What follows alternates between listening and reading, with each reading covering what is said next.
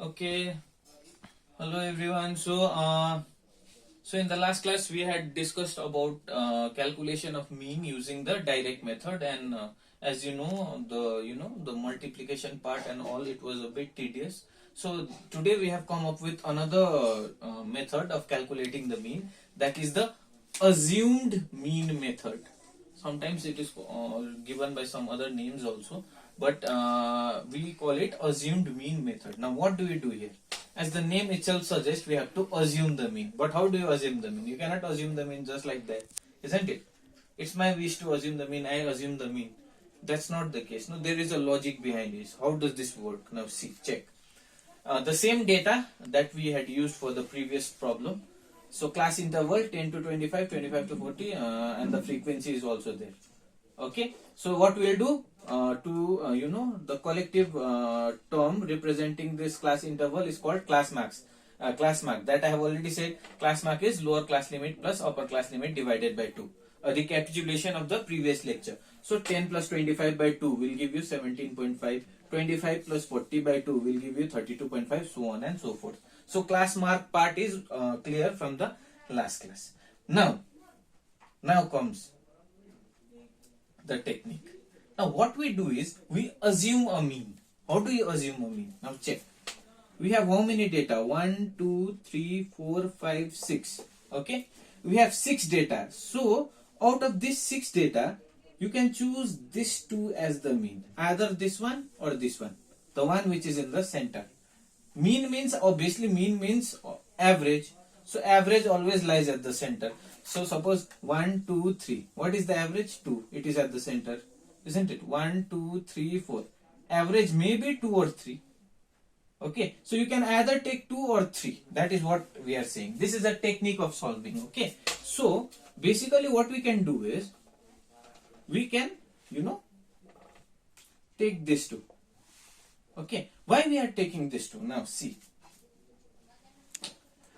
No, it doesn't matter. Even if you take 62.5, you will get the same data, same result. And if you take 47.5, you will get the same result. Okay. So let us take 47.5. So assumed mean is 47.5 from our data A. A is the assumed mean. Okay. Now what we can do is we introduce a deviation, that is a difference.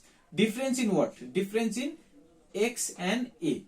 X is the data which we have, the class mark which we have, and A is the assumed mean. So 17.5 X minus A is how much? How much we have taken? 47.5. 47.5 will give you minus 30. So you can see minus 30 here, isn't it? Now next, similarly you can check 32.5 minus 47.5 will give you minus 15. Obviously you get minus 15 here. This one 47.5 minus 47.5 will be 0. It's obvious. 62.5 minus 47.5 will give you 15. You can see, so on and so forth. So 77.5 minus 47.5 will give you 30, and 92.5 minus 47.5 will give you 45. Okay. So this is okay. Now what we need to know is, after having done this, what we have done nothing fancy. We have taken the class mark, okay, which was clear from the last class. We have assumed a mean, and we have subtracted the class mark, each and every class mark from the mean. That is xi minus a, each and every step, in each and every step. Now we introduced another term which is called your class size. Now class size, you can check here in this data. All these terms are multiples of 15. You can see 15 ones are 15, 15 twos are 30, 15 threes are 45. 15 into minus 1 is minus 15. So on and so, even you can check from the class interval itself, isn't it? 15. The range is 15. 10 to 25 is 15. 25 to 40 is 15. Obviously it is clear from this data here, isn't it? So that is called a class size. So all this, all this data which is in this column are multiples of 15. So 15 is called our class size. Is it okay? Is it okay? It's fine. It's very simple. Our job is done. Now, what is the big deal? Now, then what we do? So xi minus a is we already have xi minus a is minus 30 divided by h. So minus 30 divided by h. H is how much? 15. So we will get minus 2. It's very simple. Similarly, let me rub this out. The board is very small. Now, similarly, xi minus a is minus 15. So minus 15 divided by 15 will give you minus 1. You can see here. Similarly, here 0, so 0, no problem. 0, obviously 0 divided by 15 will be 0. Similarly, 15 divided by 15 will be 1. 30 divided by 15 will be 2. 45 divided by 15 will be 3. So this point is also clear, I suppose. Okay. So we are having 1, 2, 3, 4, 5, 6 columns. First column represents the class interval given in the question. Second column represents the frequency, which is also given in the question. Xi, that is what we have calculated. That is your class mark. After that, we assumed the mean and we took it in this way. Xi minus a, that is class mark minus the assumed mean. Then we calculated one more term which we represented as u. Okay, u is xi minus a by h. Now what is h? H is the class size. Class size, how do you determine? You determine it by checking the fourth column, or for that matter you can even check the class interval. Okay, the fourth column, each and every term is a multiple of 15, so you can take 15, or for that matter you can just consider the class interval 10 to 25, 25 to 40. The size, the step size is 15. So that is done. Now what we do? You just multiply f1 into u1, f1 into fi into ui. So 2 into minus 2 is minus 4, 3 into minus 1 is minus 3, 7 into 0, 0, 6 into 1, 6, 6 into 2, 12, 6 into 3, 18. Very easy, very simple. These are, gifts given to you by the board so that you can score. Now what you do? Again, the same story. Sum it over. Add all this. 30, 36. 36 minus 7 will give you 29. Fine? Fine.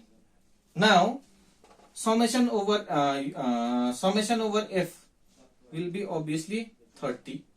This 5, 12, 18, 24, 30. So mean will be summation over f1 u1 divided by summation over f. No, this is not we do. Now here what we'll do is we'll express this mean in a different form. This is the formula. Mean will be equal to a plus h fi summation fi ui divided by fi, summation over fi. Now a, what is a? A is the assumed mean. So x bar is the mean. Assumed mean is how much did we assume? 47.5 plus h, how much is the step size or the class size? 15. Summation over f1 fi ui is 29. So 29. What is the sum over the frequency? 30. Okay. So 15 1, 15 2, so 2 14.5. So this will give you 47.5 plus 14.5. So this will be 62. Isn't it? 62. So 62 is the mean, isn't it? And you remember we got 62 as the mean when we calculated using a direct method also. But here the calculation was a bit simple, and you may find that method also to be easy, isn't it? Only the multiplication part was there. But in your exam they will ask you calculate the mean using assumed mean method, using direct method, and there's another way, that is a step deviation method, which we will do in the next class. Okay, so hope this part is clear. We did nothing fancy. Class mark everyone knows. Then we introduced a new term by assuming the mean. We assumed the mean either of these two. You can assume 62.5, doesn't matter. So we assumed xi minus a. We did that. We introduced another term u, which is xi minus a by h. H is a step size by checking this column and saying that all the members of this column are multiples of 15, and then we simply multiplied it and added it up, and from there we calculated our mean by using this expression where A is the assumed mean and all other parameters are known. And remember, we got the same result as we got using the direct method. Actually, we have to get the same result, isn't it? After all, it's the same data and we need to get the same value of the mean. Okay, so hope this discussion is clear. If you have any doubts, you just let me know. Then see you in the next class. Thank you.